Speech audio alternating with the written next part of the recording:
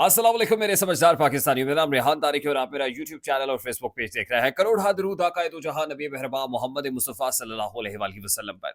इस दुआ और इस उम्मीद के साथ इस व्लॉग का आगाज करते हैं कि अल्लाह रब्बुल इज़्ज़त इस मुल्क के फैसला साजों के दिलों में समझदार पाकिस्तानियों के लिए नरमी पैदा कर दे। फौज में बड़ी हलचल शुरू हो गई है और इस हलचल की बुनियादी वजह वो डंडा है जिसने घूमना शुरू कर दिया है। और डंडा जब घूमता है तो आवाज तो आती है और आवाज शोर बनकर दूर दूर तक सुनाई देने लगेगी।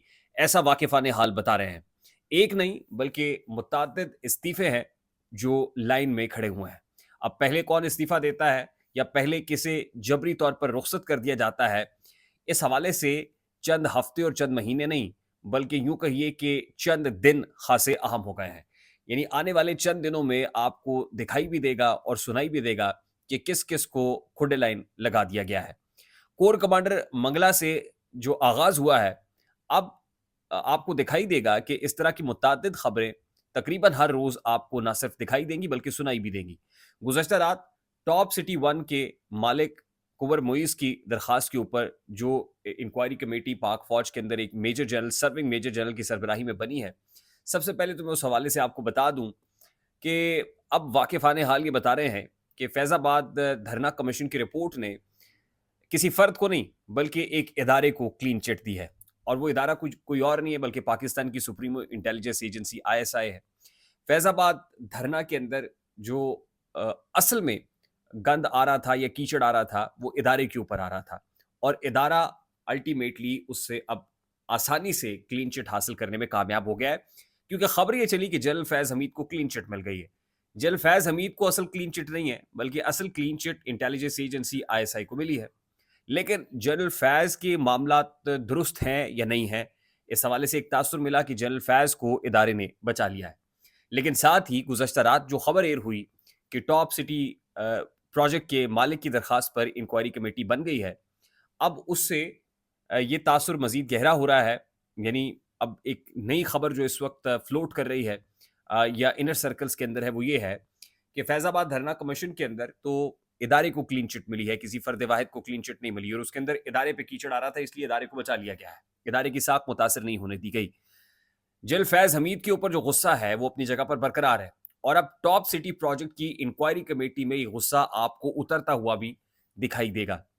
जनरल फैज़ हमीद पर नज़ला गिरेगा और वो इस अंदाज में गिरेगा कि ज़ाहिर है एक रिटायर्ड जर्नैल है और रिटायर्ड जर्नैल को फ़ौज से जो बरात या पेंशन वगैरह या जो दीगर पर्क्स एंड प्रिविलेजेस मिल रहे हैं, वो पर्क्स एंड प्रिविलेजेस छीने जा सकते हैं, वापस लिए जा सकते हैं। और जो ज़ाब्ते की कार्रवाई है, वो आगे बढ़ाई जा सकती है। ये कार्रवाई एक पर्टिकुलर पर्सनैलिटी के अगेंस्ट होगी, इदारे के अगेंस्ट नहीं होगी। और बादियो नज़र में दिखाई दे रहा है कि जब ये खबर चलाई गई कि फ़ौज के अंदर खुद एहतसाबी का अमल शुरू हो गया है, फ़ौज के अंदर खुद एहतसाबी का अमल शुरू हो गया, तो एक पर्टिकुलर लाइन है और इस पर्टिकुलर लाइन से आपको आने वाले दिनों में ये खबर भी मिलेगी कि एक तरफ तो फैज़ाबाद धरना कमीशन में किसी को बचाने का तासुर मिला। असल में वो किसी पर्टिकुलर इंडिविजुअल को नहीं बचाया गया, इदारे को बचाया गया है, जो खबर मैं आपको दे रहा हूँ। और आने वाले दिनों में वो जो पर्टिकुलर पर्सनैलिटी है, उसको इस इंक्वायरी के अंदर खुडे लाइन लगा दिया जाएगा। यानी एक रिटायर्ड शख्सियत के जो पर्क्स एंड प्रिविलेजेस हैं वापस लिए जाएंगे और अल्टीमेटली उससे एक बयानिया मजबूत होगा कि फौज ने खुद एहतसाबी की है और एक रिटायर्ड जर्नैल को, एक रिटायर्ड कोर कमांडर को या रिटायर्ड डीजीआईएसआई को भी नहीं बख्शा है। दिखाई ये दे रहा है और आने वाले दिनों में ऐसा होता हुआ बड़ी तेजी से नविश्ता दीवार भी है। दूसरी इंपॉर्टेंट बात ये कि core commander Mangla MN Bilal Safdar साहब से इस्तीफा लिया गया। अब इस हवाले से जो खबर कंफर्म हो रही है या हमारे जराए तस्दीक कर रहे हैं, वो ये है कि chief of the army staff general Asim Munir ने 20 मार्च को एमबीएस से सऊदी अरब में मुलाकात की थी। वो दौरे सऊदी अरब पे थे। उनकी अदब मौजूदगी में बहुत हद तक जो काम है वो मुकम्मल कर लिया गया था। और जब chief of the army staff वापस पहुंचे तो उनके साथ एविडेंस की सूरत में, यानी वो जो ऑडियो वीडियो एविडेंस है, वो दिखाया गया उनको और केस को मजबूत किया गया। एमन बिलाल सफदर साहब उन अफसरान के अंदर शामिल हैं, उन 12 मेजर जनरल्स जिनको जनरल कमर जावेद बाजवा के दौर में तरक्की देके लेफ्टिनेंट जनरल बनाया गया था। और उस वक्त भी ये खबर हमने आपके साथ शेयर की थी कि एक out going chief of the army staff है, वो नए आने वाले chief of the army staff की के लिए जो रास्ता है वो दुश्वार कर रहा है, क्योंकि ये नए chief of the army staff का मैंडेट या इस्तेहकाक होना चाहिए कि वो किस अफसर को कहाँ लगाना चाहते हैं, उनकी जो फील्ड पोजीशन है या फील्डिंग है वो कैसी सेट करते हैं, किसको कहाँ लगाया जाता है।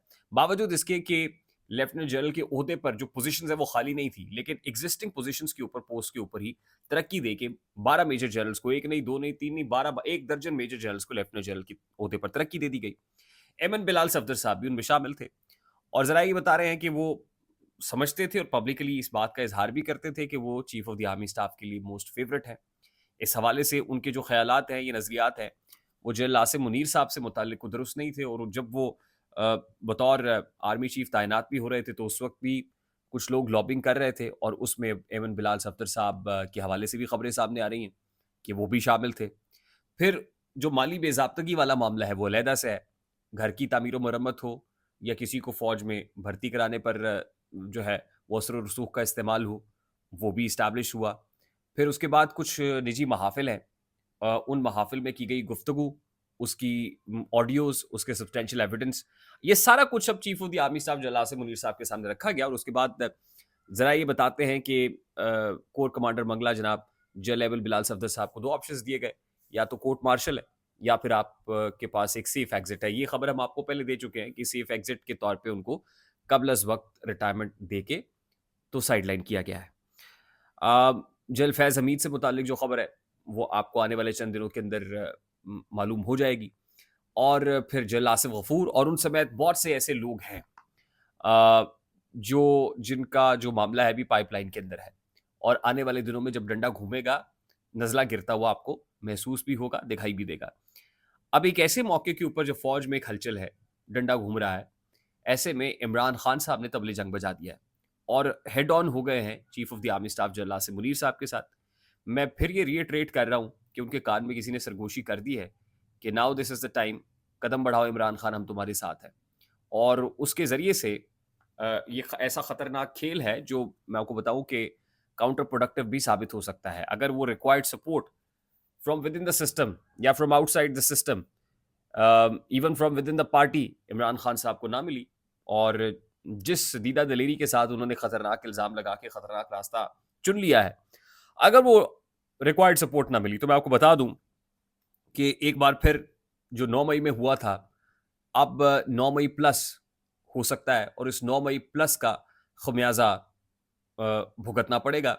और ये जो रास्ता चुना इमरान खान साहब ने कि कोई रास्ता आसान नहीं होगा, बड़ा डिफिकल्ट हो जाएगा। और वो डंडा जो विद इन द सिस्टम घूम रहा है, वो डंडा मजीद शिद्दत के साथ, मजीद कुव्वत के साथ जब घूमेगा तो फिर हमारी सियासी तारीख गवाह है। जुल्फ़िकार अली भुट्टो ने भी रास्ता चुनने की कोशिश की थी, लेने की कोशिश की थी, अल्टीमेटली क्या हुआ? जो कोई रास्ता लेगा इस अंदाज में और इतने खतरनाक खेल में, यानी वो कहते हैं ना कि कितने नादा हैं कि शोलों को हवा देते हैं, तो फिर जाहिर है क्या नतीजा भुगतना पड़ सकता है, क्या खमियाजा भुगतना पड़ सकता है, वो भी खासा नविश्ता दीवार है। ये बात मैं बड़ी रिस्पॉन्सिबिलिटी के साथ, बड़ी जिम्मेदारी से कर रहा हूँ। और जाहिर है कि आपको आने वाले दिनों में ये मुस्तकबिल करीब में अगर तो things they really don't go in the favour और उस अंदाज में कि जिस अंदाज में सरगोशी करने वाले ने की है, तो फिर मामला, वो कहते हैं ना, उल्टी पड़ गई सब तदबीरें, कुछ ना दवा ने काम किया। तो खेल बड़ा जहाँ खौफनाक और खतरनाक है, वहीं बड़ा दिलचस्प भी हो गया है। Let's see what happens in few days to come. I hope मेरी बात आप तक पहुंची होगी। अगर पहुंच जाए तो वीडियो को लाइक और शेयर करना मत भूलिएगा। चैनल पे नए हैं तो चैनल को सब्सक्राइब कर दीजिएगा। बेल आइकन जरूर दबाइएगा। मुझे रेहान तारिक को इजाजत दीजिए। अपना बहुत सारा ख्याल रखिएगा। अस्सलाम वालेकुम।